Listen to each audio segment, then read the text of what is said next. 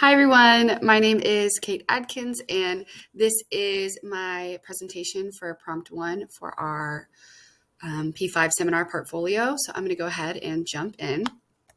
I am a first grade teacher, so I selected two standards that I felt showed who I am as a teacher and what it looks like to be a student in my classroom. One is a phonics standard and one is a writing standard. The first standard is going to be know and apply grade level phonics and word analysis skills in decoding words, with specifically decoding two-syllable words, following basic patterns by breaking the words into syllables. And you can see I have two examples here, catfish and chipmunk. And specifically, we've been working on welded sounds within our two-syllable words, as well as digraphs and blends. So I wanted to go ahead and highlight that on this slide as well. So for pedagogical content knowledge, I kind of made a bulleted list, and I'm just going to talk off of those points about what works in my classroom. Four things that I feel like really help match what I know about what I'm teaching and how my classroom and the students kind of go is routine, movement, repetition, and songs. Specifically with phonics, our phonics lessons daily follow the same routine every day. So when my students see that it's time for phonics, they know what's expected of them, and they know that I am expecting them to put those listening ears on, and we follow the same process, I would say, of phonological awareness, letters and sounds, jumping into the skill, guided practice, and then individual turns with writing at the end as the culmination. And that routine has kept them very engaged and responsive because they know exactly what's coming every time. For movement, I use a lot of hand motions. I use tapping for decoding. I use magic blending fingers for decoding. I also do hand motions, like specifically for welded sounds. I say U-N-G, U-N-G, ung, ung, so they can see that the sounds are stuck together. It helps my students stay engaged, specifically because if they're just sitting there, they might be zoned out, they might be going into other places. But if I'm having them use their hands and use their eyes to focus along with how many sounds there are, or following the sounds in the word, it keeps them engaged. Also, repetition. There's a lot of repetition in our lessons, but when there's so many phonics skills to learn, it's so important to have that pattern repeated over and over so that it can kind of make that connection in their brain. Specifically, we do about 7 or 8 examples of magic blending fingers so that they can have that practice of repeating the pattern so they know what it says and they make that connection in their brain. And lastly is songs. As you just heard me say, I would say U-N-G, welded sound. Or I always say, if it's a two-syllable word, break it apart in the middle. What's the middle? Between the consonants. And I just do silly things like that, but it helps my students remember what it is that they're looking for and what it is they're supposed to be decoding or trying to understand.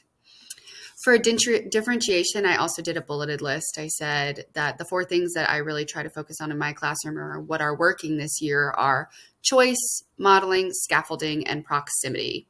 So I allow my students the choice to participate or not during a phonics lesson just because the levels in my classroom this year are so varied. I teach the inclusion class this year, so I have some students with learning disabilities. I have students who are gifted. It's a whole different ballgame for me this year. So I've really relied on choice. And if my students want to touch their nose to participate, I am all for it. And if my students would rather just sit and watch and listen, I'm totally okay with that as long as that I can see they're engaged with the lesson. Modeling is also a big piece for me this year. I model a lot for my students because without that model, I think a lot of them might be scared to attempt or try. So when I give them that think aloud process of what it should look like and sound like when they are using this phonics skill or decoding a word, it helps them to have more confidence to try when it comes time for us to do guided practice or individual turns. I've also relied heavily on scaffolding this year, and I think scaffolding is a great differentiation tool every year. I meet my students where they are. I provide them that scaffold they need or that, leveling out of the playing field so that they are able to understand and kind of, have a chance at mastering this skill. And lastly, proximity. I keep a lot of my students who are striving closer to me on the carpet so that I can keep close tabs on them. And my students who are more thriving are kind of farther back on the carpet. And while I will say differentiation of a whole group lesson, which is what one of this video shows, is tough. It's hard to differentiate a whole group lesson, but I think if you watch the video throughout, you'll see that there are multiple times where I can use not only myself as a model, but other students as a model to be a good starting point for those students who might not be exactly where they are. And you'll see the choice throughout the video as well as proximity. Moving on to approaches to instruction. The two that I really focused on were modeling and music and songs. Teacher modeling provides students with a framework of how to attempt or approach a new skill. It's that basic. Students in first grade are introduced to a number of new and challenging phonics skills throughout the year.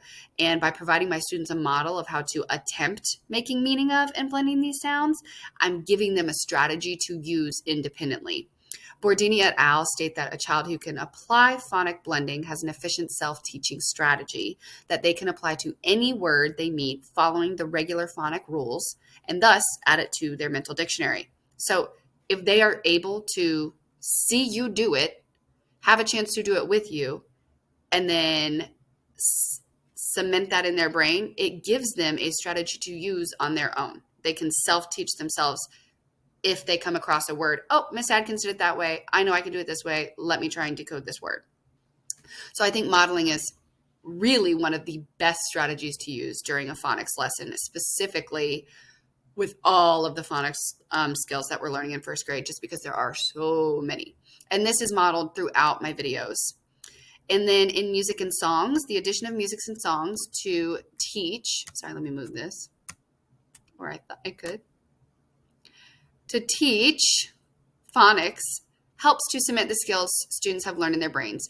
Research suggests that learning metrical poetry and singing and tapping at rhymes at a very young age assist in the development of brain areas related to phonological processing. And that was from the Reading Teacher, September-October 2022. And I couldn't agree more with that. I think that adding songs or beats or prose to what I'm teaching makes connections in their brains that might otherwise be missing. I think that it really helps my auditory learners because when I add the auditory piece to the kinesthetic piece, that not only gives them two different ways to remember what it is, but they can repeat those things back to themselves. And then in their brain, when they come across a word, they can sing that little song to themselves and be like, oh yeah, I knew that because we learned that song that goes with it. So those were the two approaches to instruction that I thought met my students' needs for this specific standard.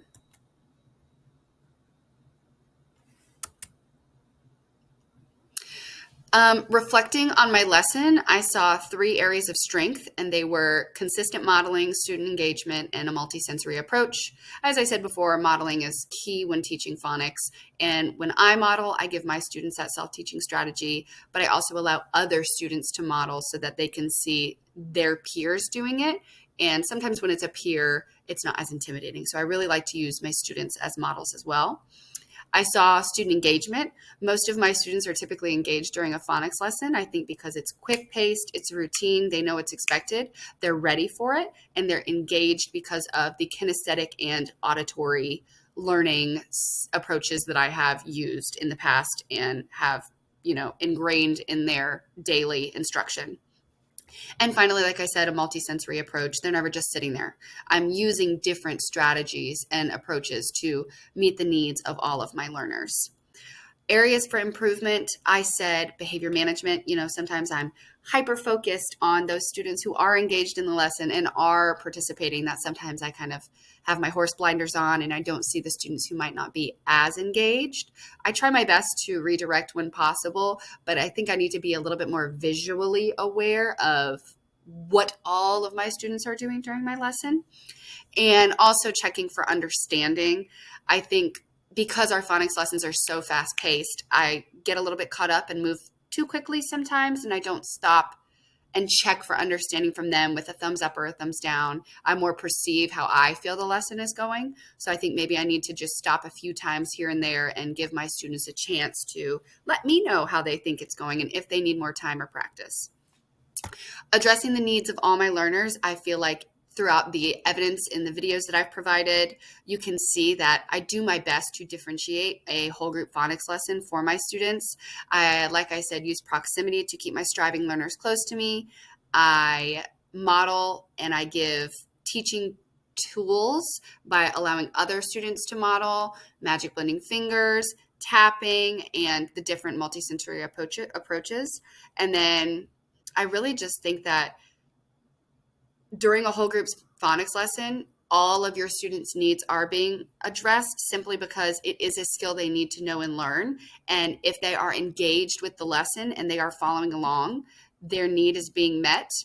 And when they come to me later for individual or small group phonics instruction, we will pick up on where we left off on what specific skill they're working on. But addressing all learners during a whole group phonics instruction is teaching them the skills they need to know and giving them a chance to learn that self-teaching strategy of modeling and applying it to when they're working in a small group or independent setting. This is just my evidence video. I'm going to go ahead and skip past this so we can keep moving. And then this is another evidence video. And here are two work samples from two different students who are at different levels in the classroom. Here is just regular VCCV with no blends. And then here we have some blends and beginning and ending that they had to decipher and still break the syllable in two. I'm going to move on to my second standard, which was writing. And it is write opinion pieces in which they introduce the topic or the name of the book they are writing about.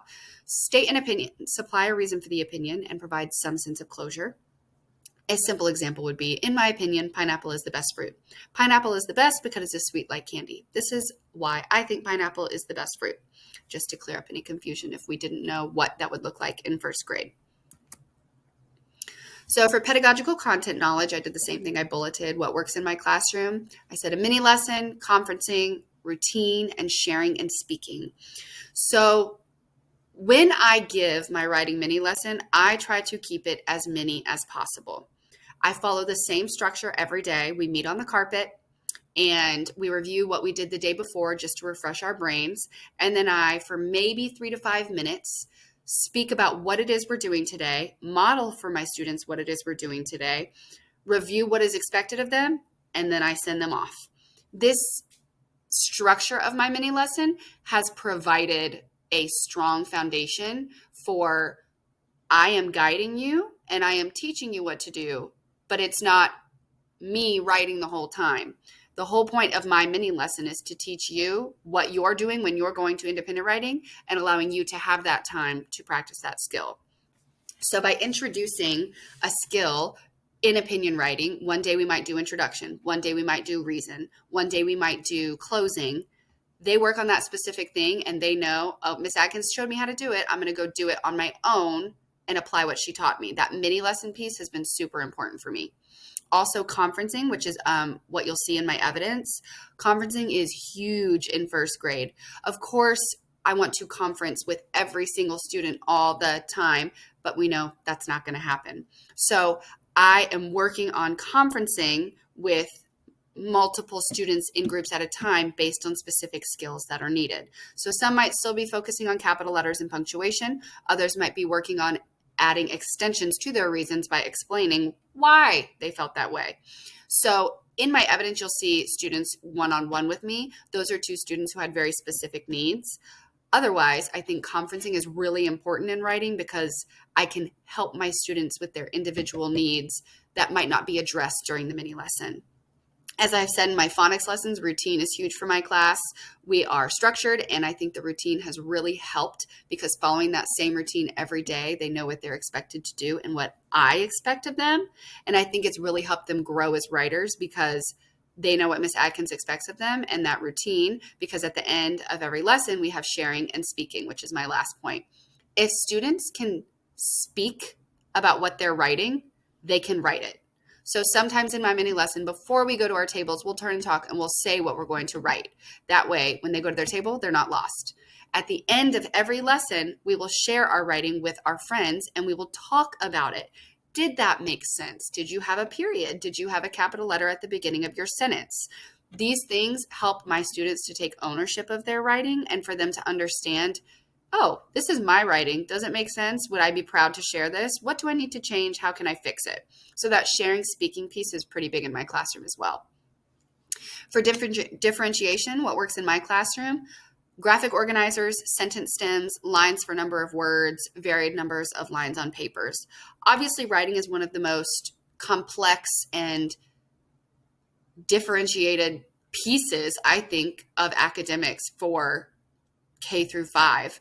We are constantly meeting students at different levels, and we are having to find what works for them and meeting their needs in any way that we can. And I think specifically for writing, my class thrives with a graphic organizer. And that might not be the case for all, but for when teaching writing and how I believe it should be taught, using a graphic organizer is key to having student success. When you provide them that outline of the things that they need to include, it gives them a model so that they aren't lost and in a different, completely sideways space. They have exactly what they need and they know what to do. So with my class, my graphic organizer is simply 4 pages stapled together with a box at the top for a picture and 2 to 4 lines for writing. And it might have a sentence stem on it that says, in my opinion, or one reason is, and that helps them kickstart their ideas and their thoughts. And it's routine. They know what the graphic organizer is for. They know how to use it, which means typically when they're finished, their writing is complete and it makes sense. And those graphic organizers might look different for my students who are striving compared to how they're thriving. And you can see that in my evidence samples later on. As I said before, using sentence stems also helps my students when writing. I will usually give them a sentence stem, like I said, of one reason is, or that is why, but I also do sentence stems that include the first letter of every word for my striving students. It keeps their brains focused on what they're supposed to be doing, and it helps them to keep the process moving along. Sometimes they get stuck, but if they see that first letter, they might remember, oh, I was going to write this word, and then it helps them keep going. So I like to use that as well. I also vary the number of lines that my students get. Sometimes if you give a child with 3 lines who's not ready for 3 lines, they'll get overwhelmed and they'll stop and they'll break down because they think that they can't write what they're supposed to write. So if you give them a certain number of lines based on their abilities, it helps them, oh, that's 1 line. I can write 1 line of writing, instead of overwhelming them and, making them feel as though they're going to fail. And last, varied number of lines for words. So like I said before, some of my students get 1 letter at the beginning of each word so that they know what to write. Others just get lines so they know how many words they were thinking of writing. It just helps my students to see and help take what's in their brain to put it on paper and match the words that are coming out of their mouth as they're telling what they want to write. Moving on to approaches to instruction, I used graphic organizers and conferencing. Graphic organizers are powerful tools that help students move from surface learning to deep learning, which we believe requires that students identify relationships and see connections between ideas. And that came from the Reading Teacher, Volume 71. As I said before, graphic organizers help them to cement the learning, and it helps them to take it from surface level to deep learning. And it's almost like, oh, it's a routine. I know what I'm doing. I know that this is what is expected of me, and I'm going to do it. Using graphic organizers during the writing process allows for students to take their thoughts, organize them coherently, and put them together to make a meaningful writing piece. They're able to connect that the thoughts in their brain can create an argument or an opinion that may help them to persuade or get their way. And the use of a graphic organizer helps my students to focus their writing on the topic at hand and not stray into other unnecessary places. The second strategy I said was conferencing. After conducting research about the writing process, Ortlieb et al. Stated that the teacher realized it was the conferencing aspect of writing workshop that gave students an awareness of what they had written. The awareness was a beginning step for understanding of how they might revise or modify the content of their book to better relate the content to the reader. So like I said, I use conferencing for many different things, but a lot of the time it helps our students to make awareness of what they're writing and if it makes sense. A lot of the times I'll have a student come to me and they'll read their writing and they'll be like, huh? That doesn't make sense. And it's because they're just so like going and so focused on getting it done that they don't really think about what they're writing. And so a lot of the time conferencing with them and talking about what they're writing helps them to understand why they're writing, if it makes sense what they're writing, how they can change it to make it make sense. So I think conferencing is really important and it should be used a lot. And I think you can see in my conferences, I talk about two very different things, but it helped them to make sense of what they were doing. After watching my two conferences and reflecting on their writing, I think my areas of strength would be differentiation, a positive climate, and student knowledge. I think I've done a really good job of meeting my students where they are and providing them that differentiation that they need to be successful. I think I've also created a really positive climate for my students, and you can see that during the conference. They're very warm and they're very willing and eager to write, and there's no hesitation or frustration, especially from my striving learner. She gets right to it. She's not bogged down by the writing process. She knows that I'm going to help her and help her be successful in whatever it is she may need help with, and you can see that in my evidence video. I also think that student knowledge is evident in the videos as well. I have students who can speak about what they're writing and what they need in their writing. They just might need that little push to put it in there, but you can see that they understand what an opinion piece needs in first grade. Areas of improvement, I said productive struggle and wait time. I think it's hard to see our kids struggle when it comes to what to write and how to write it. And I think sometimes I might put words into my students' mouth. And I don't ever want to do that because I want their writing to be their own. So I need to give them a little bit more wait time when it comes time to, thinking about what it is they want to write, processing what it is they want to write in their brain and putting it onto their paper. So wait time would probably be something else, because then it would help with the productive struggle, because it's okay to struggle. It's okay to think about things before we do them and maybe lean one way, lean the other way before deciding what to do. So providing them that wait time also helps them with that productive struggle. And addressing all learners, I think that throughout my evidence videos, you'll see that differentiation is there, and the evidence in the work samples shows that all of my students' needs are met. And here's one of those conferences. This is my thriving student. We're working on expanding our reasons to explain why we feel that way. And here is his work sample.